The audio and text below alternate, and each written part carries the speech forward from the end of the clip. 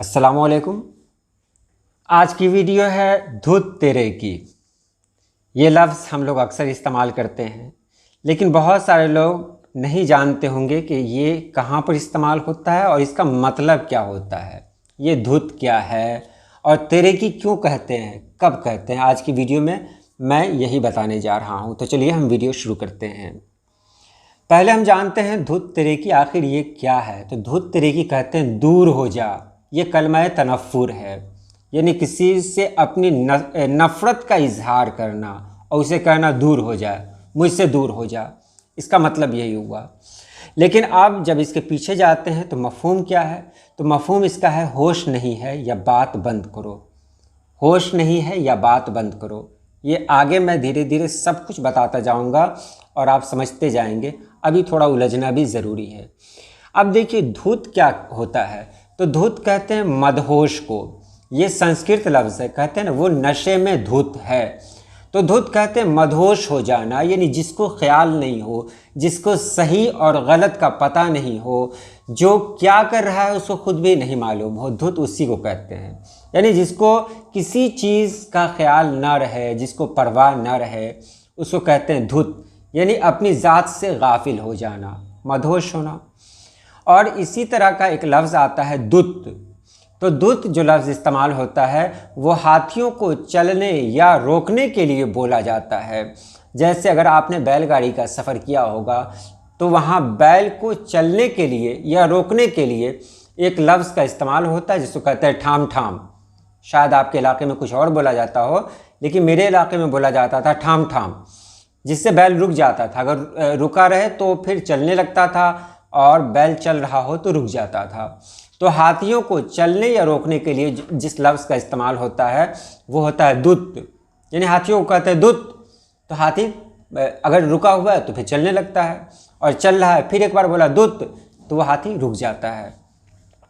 तो यहाँ पर इसका मतलब क्या हुआ, देख रहे हैं दोनों का मतलब। धुत मतलब बेहोश, मदहोश, और दुत का मतलब होता है हाथियों को चलने या रोकने के लिए। तो मतलब अब मफ़हूम में जब जाएंगे तो आप यहाँ पर देखिए मदहोश का मतलब क्या होता है कि इंसान जो बात कर रहा है वो बात किसी काम की नहीं है, यानी उस बात में कोई दम नहीं है, क्योंकि उस इंसान को होश ही नहीं है। और एक मदहोश इंसान किस तरह की बात कर सकता है ये आप समझ सकते हैं। तो यहाँ पर अगर कोई इस तरह की बात करता है जो हमको सही नहीं लगे तो वहाँ पर कहते हैं धुत तेरे की, यानी तुम बात को बंद करो। वहाँ पर हाथी के चलने और रोकने के लिए भी इस्तेमाल होता है धुत तेरे की, यानी बात बंद करो। यानी तुम जो कुछ बोल रहे हो तुमको होश नहीं है, तुम क्या बोल रहे हो, तुम नशे में धुत हो, तुमको ये पता नहीं है कौन सा मौजू तुमने उठा लिया है, या तुमको ये बात कहने का हक नहीं है, राइट नहीं है।